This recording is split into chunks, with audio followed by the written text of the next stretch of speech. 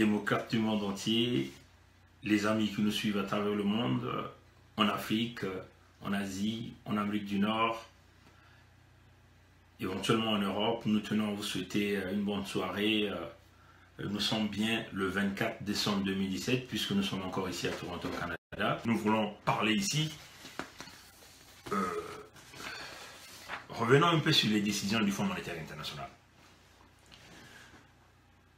Le Fonds monétaire international est arrivé au Congo, demande au Congo de mettre en place des véritables réformes, mais nous avons déjà vu Sassou Nguesso qui a choisi une équipe qu'il a présentée donc au Fonds monétaire international, une équipe soi-disant qui va négocier avec le Fonds monétaire international. Et cette équipe, d'une manière générale, est soutenue et guidée par Lucien Ebata. C'est celui-là que Sassou a choisi. Il représente la présidence, soi-disant la présidente de la République, dans les négociations avec le Fonds monétaire international. Et vous avez donc l'équipe de Mwamba, soi-disant le Premier ministre, éventuellement de Galis Ngandongo, qui représente les finances. Chers amis, mais il y a un grand problème, parce que nous savons que tout ce monde que nous venons de citer ont des grands problèmes, des conflits d'intérêts au niveau des pays occidentaux. Vous voyez? Bon, nous allons rapidement vous donner les statistiques. Si nous partons sur la base de le Congo produit 277 000 barils par jour. Écoutez bien ça, chers compatriotes. Si nous prenons sur la base que le Congo produit 270 000 barils par jour, et si nous considérons que l'année a 360 jours, donc nous pouvons arriver à 97 200 000 barils par an que le Congo perçoit. Mais la capacité d'un tanker, hein, ça c'est le média qui a fait une belle analyse que nous appelons www.gobraza.com, hein, qui a fait ces analyses, et nous avons trouvé que c'était très utile de présenter ces analyses au peuple congolais. Et ce qui fait le bon côté de ce que nous faisons, c'est que nous partons prendre des choses écrites par les Congolais, des analyses, des gens qui ont fait la réflexion, des Congolais qui font partie des équipes d'investigation, qui disent la vérité. Vous voyez? Donc, nous savons tous de 98, l'année où Sassou est venu prendre le coup d'État, le pouvoir par un coup d'État militaire qui entraînait la mort de 800 000 Congolais, la production du pétrole congolais partait autour de 270 000, 280 000 barils par jour. Mais à l'heure où nous parlons, nous avons déjà parlé des nouveaux chiffres de la production du pétrole congolais. À l'heure où nous parlons, ça a été boosté à 500 000 barils par jour jusqu'en 2025. À partir de 2025, jusqu'en 2035, ils vont booster à 700 000, 900 000 barils par jour, éventuellement avec la production des nouveaux champs comme celui de Moé Nord. Vous voyez, chers compatriotes. Mais là, nous parlons des statistiques pendant la période de 1998 jusqu'à quasiment à 2010, à 2012, à 2014. Vous voyez, ça sont les chiffres que le Congo a présentés au niveau du Fonds monétaire international. Donc nous partons de 270 000 barils par jour. En partant de l'année que Sassou Nguesso a repris le pouvoir jusqu'en 2014, les années où le Congo a fait des revenus énormes, le Congo a fait des recettes, le Congo a fait des surplus budgétaires. Vous voyez? Donc si nous partons sur la base de 270 000 barils par jour, pendant les 360 jours de l'année, nous remarquons que le Congo produit donc 97 200 000 barils par an. Vous voyez, chers amis. Mais le tonnage d'un tanker, qu'est-ce qu'un tanker? En fait, un tanker, c'est juste un cargo qui vient donc, qui transporte du brut. Vous voyez, le tonnage d'un tanker. Un tanker a la capacité de 980 000 barils. Vous voyez, chers amis. Donc, si vous divisez les 97 200 000 barils par an, vous le divisez par le tonnage d'un tanker qui est de 980 000 barils, vous voyez bien que nous nous retrouvons quasiment avec 100 tankers de pétrole de brut chaque année. Écoutez bien ça, chers compatriotes. Et donc, si nous partons de la période de 97 jusqu'à 2017, Vous voyez là, c'est plein de tankers que le Congo a bénéficié, que le Congo a produit, que le Congo a mis sur le marché. Et comment est réparti les 100 tankers pendant cette période par année? On va vous le dire. 6 tankers est donné à la Société nationale de pétrole du Congo pour sa production, pour ses activités, pour sa survie. Voilà pourquoi vous avez vu ces gens-là ont des salaires astronomiques, des salaires exponentiels. Vous voyez des petits... l'homme qui a le plus bas salaire au niveau de la Société nationale du pétrole du Congo, c'est 17 millions de francs CFA par mois. Éventuellement, les Galix Ngandongo qui sont repartis, qui étaient à la Société nationale du pétrole du Congo, c'est des gens qui partaient autour de 80 millions par mois. Donc vous voyez que les 100 tankers que le Congo a dans la période de 97 jusqu'en 2014, 6 tankers est réservé à la Société nationale des pétrole du Congo pour sa survie, ses activités, ainsi de suite. Et en plus, 5 fois 12, donc 60 tankers est donné aux Chinois. Éventuellement, dans la dette que le Congo a contractée avec la Chine. Et comment le Congo a contracté la dette avec la Chine? C'est avec les grands travaux gérés par Jean-Jacques Bouya. Et donc, selon les calculs, on nous dit dans les 60 tankers qui est donné chaque année aux Chinois, 20% partent dans des commissions. Les commissions sont déversées à ces leaders-là, sont déversées à ceux-là qui gèrent les contrats. Donc éventuellement, Jean-Jacques Bouya, démocrate africain, peuple du monde entier, écoutez bien ça. Maintenant, si nous essayons de voir les 20% quasiment représentent un tanker sur 5 qui partent dans une destination inconnue. Vous voyez, donc les 20%, en fin de compte, ça représente les tankers. Donc un tanker sur 5, sur les 60, donc on peut dire, il donne 60 tankers, donc les 20%, donc c'est quasiment un tanker sur 5, est payé en commission à Jean-Jacques Bouya, à Gilbert Ondongo, à Sassou Nguesso Denis, parce que Sassou est au courant de cela. C'est ses compatriotes démocrates africains, peuple du monde entier, écoutez bien ces conversations-là. Vous voyez? Donc cet argent est déversé en commission directement dans les comptes personnels de ces individus que nous venons de citer. Il n'y a pas que Jean-Jacques Bouya, il y a Denis Christel qui aussi a son petit pourcentage dans les 20% des tankers. Et ces tankers, c'est ce que nous appelons des tankers qui disparaissent en pleine mer. Comment ces tankers disparaissent en pleine mer? Mais vous ne voyez quasiment pas les traces. C'est ce qu'on appelle les tankers fantômes. Chers compatriotes, démocrates africains, peuple du monde entier, écoutez bien comment la corruption est faite au niveau du Congo, comment la mafia est faite au niveau du Congo, comment le régime, la bande de Nguesso sont en train de piller le pétrole congolais. Et vous avez donc 34 tankers qui est donc déversé au niveau de l'État congolais. Éventuellement, c'est ce que le Congo essaie de survivre. Donc vous voyez que les 80% des recettes du Congo viennent éventuellement des 34 tankers par année que l'État congolais reçoit pour essayer maintenant de vendre, pour essayer de faire des recettes. À cela, vous venez vous ajouter la fiscalité, par exemple, au travers des douanes qui viennent renforcer, le banc congolais qui vient renforcer donc le budget de l'État congolais. Bon, maintenant, le grand problème, c'est où? D'où est parti le grand problème? Le problème est parti éventuellement de la surfacturation. Vous voyez, donc en dehors de chaque tanker, en dehors des 20% des commissions qui sont déversées aux gens comme les Jean-Jacques Bouya, qui représentent les valeurs en tanker, donc un tanker sur 5, les Bouya dans les travaux qu'ils font faire avec des Chinois aussi partent sur le principe de la surfacturation de ces travaux. C'est-à-dire, on essaie de dire aux Chinois, construisez-nous telle route à telle valeur, et ils présentent une facture à l'État congolais 10 fois supérieure à cette facture. Ou encore, en dehors de la surfacturation, ils essaient de négocier un contrat avec les Chinois, c'est-à-dire, ils vont dire aux Chinois, bon, tel que vous allez recevoir votre argent, mais vous allez nous construire avec du matériau non conforme. Vous voyez ces compatriotes. Voilà pourquoi vous voyez les états de route aujourd'hui. Vous voyez, dans tous les projets de la militarisation accélérée au niveau du Congo, ça a été un fiasco. Voilà pourquoi vous voyez, quand il pleut à Brazzaville, il pleut à Pointe-Noire, il pleut à l'intérieur du Congo, tout le pays est quasiment inondé. Donc ils ont inondé le pays.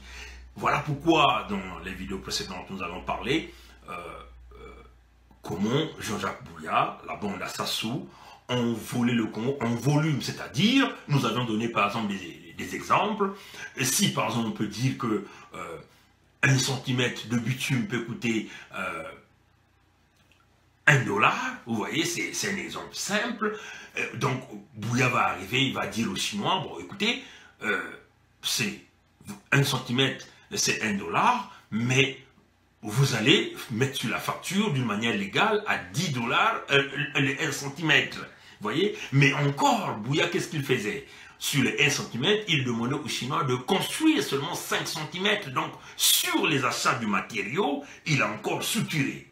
Et sur la qualité du matériau, par exemple, de type de calcaire de bitume, il retirait aussi de l'argent. Et cela s'est fait en épaisseur, en largeur et en longueur, c'est-à-dire la distance en partant d'un point A à un point B. Et la longueur, c'est la grandeur de la route. Donc, selon les conditions des normes de construction internationale des autoroutes, au lieu d'avoir des routes larges, c'est des routes qui se rétrécissaient, ainsi de suite. Vous voyez, chers amis. Donc, c'est de cette façon que les gens-là ont pillé le Congo. Et quand vous allez dans la documentation, vous ne verrez pas ces choses-là. Dans la documentation, vous verrez que les Chinois ont marqué les routes conçues selon les normes, selon tels matériaux qui ont été faits, selon donc les conditions et normes internationales. Vous voyez, chers amis. Et c'est comme ça que ces gens-là ont volé. Donc, ils ont volé dans le pétrole, éventuellement à partir des 20% de commission, avec les échanges avec les Chinois. Les Chinois viennent faire des travaux au Congo, mais ils sont payés en tankers par année. Nous venons de dire ici, les Chinois percevaient 60 tankers par année, mais dans les 60 tankers, 20% partait en commission, donc on peut dire un tanker sur 5 était retiré par les dignitaires de ce régime, l'argent était déversé dans les comptes personnels. Voilà pourquoi vous voyez, quand Sassou est arrivé en Chine, il a voulu négocier encore un prêt, on va lui dire, mais on ne va pas vous donner de l'argent. Jean-Jacques Bouya a des fonds, les Ondongo ont des fonds, les Denis Christel ont des fonds, de l'argent dissimulé dans des Panama Papers. Vous voyez, c'est de cette façon que ce système a pillé. Et ils ont fait exprès de ne pas mettre en place des systèmes informatisés qui vont permettre de tracer toutes les dépenses, de tracer toutes les dettes. Donc, nous nous sommes retrouvés avec 60% de la dette congolaise, 65% de la dette congolaise a été gérée par les grands travaux. Donc, Jean-Jacques Bouya. Mais qui dit Jean-Jacques Bouya dit Sassou Nguesso. Parce que c'est Sassou Nguesso qui contrôlait les grands travaux. Les grands travaux étaient attachés à la présidence, étaient attachés à Sassou Nguesso. Donc, si Jean-Jacques Bouya vole $1, c'est Sassou Nguesso qui sait que les $1 ont été volés. Chers amis, démocrates africains, peuple du monde entier. Donc, 65% de la dette congolaise a été contractée par Jean-Jacques Bouya, par les grands travaux. 35% par la Société nationale des pétroles du Congo, par Kiki, éventuellement avec Ondongo. Ondongo fait partie de tous les deux plans parce qu'il est entre la Société nationale des pétroles du Congo par les biais des régulations et en même temps par les grands travaux parce qu'il faut sortir de l'argent du trésor public congolais. Voilà pourquoi vous voyez, la caisse congolaise d'amortissement n'a aucune trace de cette dette parce que ces dettes ont été gérées directement à la présidence. Parce que si vous voyez Kiki c'est Sassou, donc c'est géré à la présidence. Donc il n'y a aucune traçabilité. Système informatisé qui permet de retracer toutes ces dettes. Ils ont fait exprès. En fin de compte, c'est une mafia simple et pure. Parce que aucune trace peut être retrouvée dans des documentations. Tout est dans leurs ordinateurs privés, dans leurs cahiers privés, dans leurs téléphones privés, dans leurs disques durs privés. C'est cela, chers compatriotes. Et ils savent où est-ce qu'ils ont caché toutes ces informations. Ils les savent complètement. Donc pour que ces gens-là arrivent à donner ces informations, il faut forcément leur mettre devant des véritables moments de pression pour qu'on vous sorte ces chiffres, pour qu'on vous sorte ces documents. Vous voyez, voilà pourquoi le Fonds monétaire international dit qu'il n'y a aucune traçabilité. En fin de compte, tout a été déjà tracé, piller le Congo, détruire le Congo, éventuellement. Quand le Fonds monétaire international leur dit d'embaucher des experts comptables, ils vont encore aller chercher les gens comme les Dominique Strauss-Kahn qui les ont aidés à dissimuler les dettes du Congo. Qui les ont aidés, si vous voulez, à cacher la dette au Fonds monétaire international. Vous voyez, chers amis démocrates africains, peuple du monde entier, les amis du Congo, Brazzaville, c'est cela la réalité qui est en train de passer au Congo. Maintenant, quand le Fonds monétaire international dit qu'ils vont faire des audits, mais il y a déjà des blocs qui se forment. Des blocs qui sont formés présentement. Vous avez un bloc, vous avez Gilbert Ondongo, vous avez Jean-Jacques Bouya, vous avez Sassou Nguesso.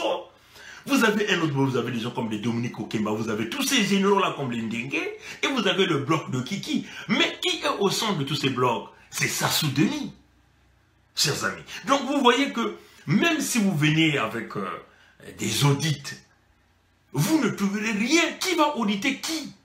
Sur quoi? Et qui dira la vérité? Et qui va arrêter qui? Vous voyez? On ne peut jamais arrêter quelqu'un dans ce groupe. Peut-être que Sassou va trouver un bouc émissaire, par exemple Gilbert Ondongo, mais ça sera un fait semblant, chers compatriotes démocrates africains, peuple du monde entier. Qui va auditer qui? Qui va arrêter qui? Qui va être accusé de quoi? Donc, que le Fonds monétaire international nous arrête avec ce cirque qu'ils sont en train de faire. Parce que vous avez là en face d'un peuple qui est debout, un peuple qui a compris le fonctionnement, le vol, le pillage organisé. Et Sassou ne peut jamais être la solution.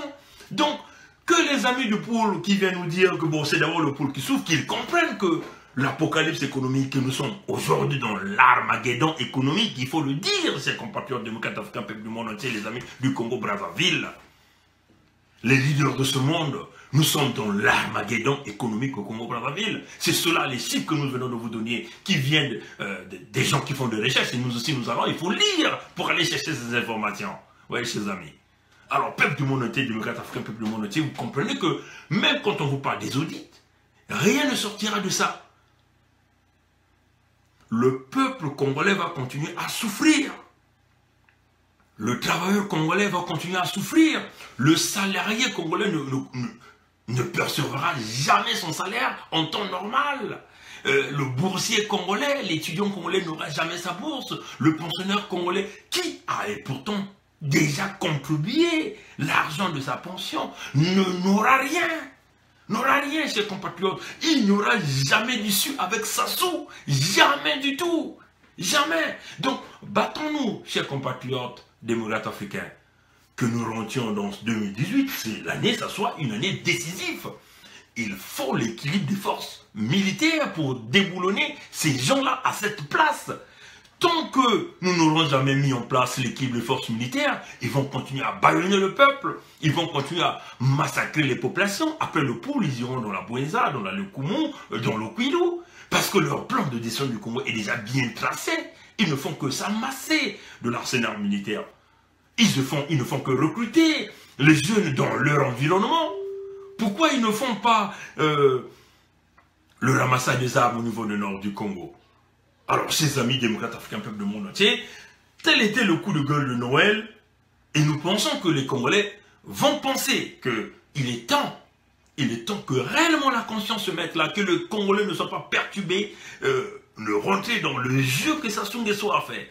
Et éventuellement, pour M. Ntondo, nous avons vu, d'ailleurs nous allons vous faire passer rapidement, nous allons écouter ce qu'il avait dit. Hein, vous voyez, chers amis démocrates africains, peuple du monde entier, parce que nous essayons de prendre quasiment toutes les informations possibles au même moment que nous sommes là. Parce que nous essayons de faire ces analyses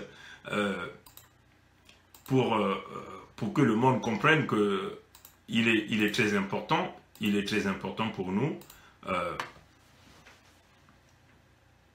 de comprendre à qui nous avons affaire. Ce que moi je trouve de bizarre et de suspect, c'est dans l'attitude de Ntondo. Celui-là qui est allé signer, soi-disant, ses accords au nom de Sassou, vous voyez, au nom de Ntoumi, avec Sassou. Bon, certains Congolais disent que, bon, il a été l'arme au poing, on lui force à signer. Mais quelqu'un qui a... Vous voyez, chers amis, ce qui est bien pour ceux qui ont fait des études techniques, pour nous, des ingénieurs, c'est que quand nous faisons face à une défaillance mécanique, pneumatique, une défaillance dans l'analyse des écoulements, nous essayons de voir le comportement de l'écoulement, nous observons l'écoulement, soit en utilisant plusieurs softwares que vous pouvez connaître, qui permettent de faire des analyses approfondies. Et cela nous donne un peu le côté investigateur. Vous voyez, par le coup d'œil, et vous essayez d'appliquer des propriétés, vous vous rendez compte que le comportement, par exemple, du fluide ou d'un système peut être défaillant à tel point. Et ce comportement-là nous donne le côté investigateur. Vous voyez? Et quand nous essayons d'observer les vidéos, nous sommes capables de détecter si ce monsieur était content ou si ce monsieur a reçu de l'argent en acceptant ce deal. Vous voyez, chers amis. Et quand nous essayons de suivre cette vidéo, d'ailleurs que nous allons suivre avec vous, donc permettez-nous juste d'augmenter un peu le son, et nous allons nous mettre là à regarder cette vidéo ensemble. Cette fois-ci, on va se rassurer que nous avions le son avec nous. Bon, on va essayer de tourner la caméra, on va voir comment nous allons écouter ce que M. Ntondo va nous dire ici. Voilà, on va partir, voilà, et on va jouer. Et de la souris qui a été prise en compte. Et il n'y aura plus de bousculade. Tout le monde va, à travers la presse, à travers les médias, se rendre compte que ça y est, le cessez-le-feu est signé. Et je pense qu'avec tout ce que nous avons connu, tout ce que nous avons vécu, cette fois-ci, nous allons pouvoir tenir le bon bout de l'accord de paix. Bon, voilà, chers amis démocrates, un peu le monde entier, nous essayons de faire les analyses des signes. Vous voyez, un homme qui a enfin l'arme au poing, hein, lors des accords, nous pouvons voir le côté timidité, nous pouvons voir dans son visage, dans son regard, dans ses gestes, que l'arme est au poing, qu'il accepte le deal malgré lui. Mais quand nous voyons M. Ntondo, le côté animation, vous voyez, regardez les manipulations de ses mains. Hein? Il manipule les mains, il fait des coups de poing. La puissance de la parole, quand il parle, vous voyez, ses amis, nous ne sentons aucune émotion, nous ne sentons nous ne sentons pas que ce monsieur a peur. Nous sentons en lui un engagement. Par la gesticule de ses mains, vous voyez, chers amis, par la puissance de sa parole, par son regard, vous voyez, c'est l'homme a un regard sur tout le peuple. L'homme a une motivation, une détermination. La puissance, la fermeture de ses mains. Vous voyez, il est à l'aise dans la parole qu'il est en train de dire. Donc nous ne voyons aucun signe de quelqu'un qui s'inquiète, aucun signe d'un homme qu'on a mis balle au poing. Au contraire, nous voyons à quelqu'un qu'on a présenté un deal, éventuellement l'argent de la corruption pour accepter ce genre de deal. Vous voyez?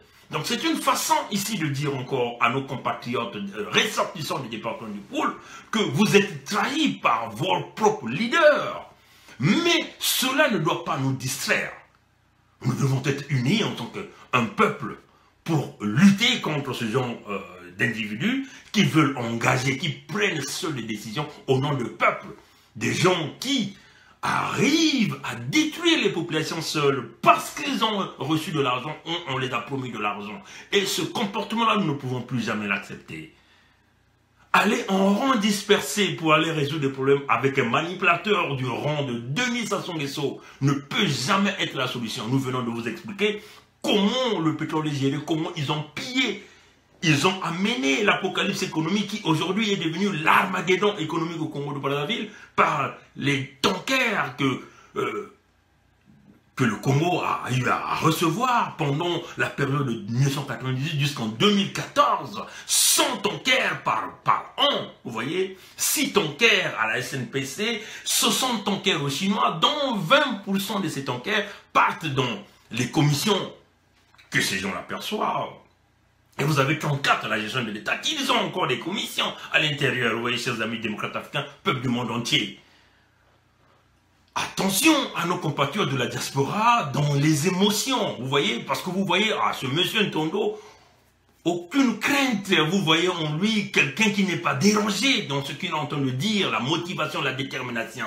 Maintenant, nous attendons de pied ferme le discours du révérend Pasteur Ntoumi. Si réellement Ntoumi n'est pas d'accord avec ce que Ntono venait de faire, je crois qu'il va venir avec une forte. Sinon, M. Ntoumi en ce moment-là ira en contradiction avec ce que lui-même il a toujours dit, c'est-à-dire la libération des prisonniers politiques, dialogue sous l'égide de la communauté internationale qui sera donc l'arbitre, dialogue, potentiel dialogue à l'extérieur du Congo, éventuellement la démilitarisation du département du Pôle, éventuellement, c'est cela que nous attendons. Sinon, que M. Ntoumi ne sera qu'un petit tigre qui est en train de suivre Sassou, qui est en train de manipuler. Vous voyez, chers amis. Et en ce moment-là, si le discours de M. Ntoumi ne vient pas, nous, en tant que ressortissants congolais du Canada, nous qui luttons, qui lui avons donné notre confiance, nous allons retirer notre confiance. C'est cela, chers compatriotes. Nous ne blaguons pas avec l'affaire du Congo. On a tellement tué. Et en ce moment-là, nous donnerons raison donc à Mme Onari que certains sont venus critiquer quand Mme Onari avait fait un discours mais qui vous dit que Ntoumi n'est pas avec Sassou. Vous voyez, ces amis démocrates africains, peuple du monde entier, nous n'oublions rien. Alors, soyons vigilants. Nous attendons de paix ferme le discours du révérend Pasteur Ntoumi et aussi nous disons à tous ces Congolais d'arrêter les histoires d'émotion, luttons beaucoup plus pour libérer le Congo et Sassou n'est pas la solution, il faut le bousiller, il faut une solution militaire. Et c'est cela la solution. Parce que ne comptez pas à un dialogue, une négociation n'aura rien donné avec ces gens, ces reptiliens, rien du tout. Ils sont là pour avaler le peuple congolais. Quand ils auront l'opportunité de massacrer, ils vont le faire. Ils vont insister, demeurer là. Et nous, qu'est-ce que nous allons faire? Nous devons être fermes. Nous avons une position claire. Si vous êtes avec le peuple, on vous soutient. Si vous n'êtes pas avec le peuple, on vous rejette et on va vous combattre. Et c'est cela. Et voilà pourquoi nous le disons encore. Nous avions lancé des alertes plusieurs fois. Nous avons, par nos alertes, certainement protégé pas mal de nos compatriotes qui sont dans la résistance, notamment avec le Pasteur Ntoumi. Quand nous avons parlé de la géolocalisation, ça sont des choses qui certainement qui les a sauvé la vie. Et nous continuons à leur dire de faire attention parce que tout ce qu'on vous donne, que ce soit un document, que ce soit une chaussure, que ce soit de la nourriture, tout cela est piégé avec des puces électromagnétiques qui permettront de suivre votre signal, de suivre votre position. Et ils vont vous retrouver par rapport à ce qu'on vous donne, que ce soit les habits, tout ce que vous recevez de leur part. Voilà pourquoi on vous dit tout le jour, ne prenez rien de qui que ce soit. Essayez de survivre de vous-même, parce que si vous comptez sur eux, ils vont vous massacrer. On vous le dit. Savimbi a été massacré comme ça là, parce qu'ils ont reçu de la documentation. Et on a tracé, il y avait des puces électromagnétiques, et éventuellement avec la géolocalisation, on a pu le trouver là où il était, et ils sont allés là-bas. Et c'est ce que nous sommes en train de le dire. Mais non, si le révérend Pasteur Ntoumi ne nous vient pas avec un discours fort, nous allons le constater au niveau de la Convention de la diaspora des Congolais du Canada, et nous allons retirer le soutien à ce leader. Et c'est cela la réalité.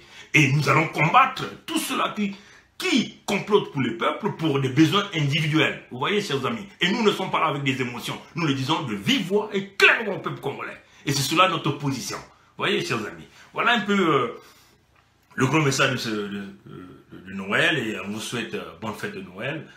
Et malheureusement, on a un peuple qui est meurtri avec des criminels, des gens qui sont en train de briser le Congo. Mais on vous l'a toujours dit que c'est les Congolais qui vont libérer le Congo. La communauté internationale nous supportera que seulement si nous sommes engagés. Mais ce que nous remarquons, c'est que nous avons un peuple qui est dans le mutisme, dans le calme. Tout le monde est en train de craindre les armes que ils sont en train d'acheter. Plus que vous craignez, plus qu'il va continuer à demeurer là. C'est cela la réalité. Donc, dans chaque chose, il y a des sacrifices qu'il faut faire. Nous sommes sacrifiés. On ne peut plus mettre le pied à notre pays. Donc, c'est des choses pareilles. C'est un sacrifice qu'on a fait pour la nation. Une position qu'on a eu à prendre.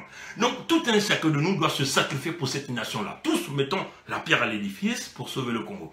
Tant que vous, les jeunes du Congo, vous êtes vous dans le calme, restez dans vos coins, pensant que c'est l'excellent qui vient libérer le Congo, vous ne vous trompez. Ne passez pas vos temps de matin, midi, aller dans les églises, pensant que la manne tombera du ciel. Le temps de la manne est terminé. Soyons des réalistes, visons l'avenir, et c'est cela que nous allons réussir. Voilà, Dieu merci. Nous tenons à dire merci à tous ceux qui ont suivi la vidéo et pouvoir la partager. Malheureusement, ça a été lent, mais c'était nécessaire. Et on a toujours dit, nous ne venons pas pour que notre vidéo puisse être suivie par le monde, mais c'est pour faire passer le message très fort que nous venons faire passer et dire la vérité. Et nous dirons toujours la vérité. Nous resterons du côté des gens qui sont là réellement dans la vérité. Nous ne serons pas là du côté des gens qui sont là, qui tuent les uns et les autres pour une matière d'argent et puis continuent à nous manipuler. Sassou est du passé, nous allons supprimer Sassou. Le Parti congolais du travail est un parti nazi, nous allons supprimer le Parti congolais du travail. Tous les leaders qui ont contribué à la destruction du Congo seront poursuivis. Il n'y aura pas d'amnistie. Le temps d'amnistie, c'est fini là. Hein? On ne lavera pas les mains avec des criminels. Nos aïeux ont commis la maladresse pour le faire. Nous ne commettrons jamais cette maladresse de laver les mains avec les criminels. Les criminels, leur place est au cachot, en prison. Et c'est cela que ça sera le nouveau Congo. En plus, la Gestapo, on l'a toujours dit, sera complètement abolie. Si vous laissez l'armée congolaise, la politique n'évoluera pas. La démocratie n'évoluera pas. Il faut supprimer la Gestapo. Potentiellement supprimer la fonction présidentielle pendant une certaine période. Parce que c'est ça qui divise les Congolais. Voilà un peu le grand message de Noël. Et que Dieu nous bénisse. On vous souhaite des bonnes fêtes. Et prochainement, au revoir.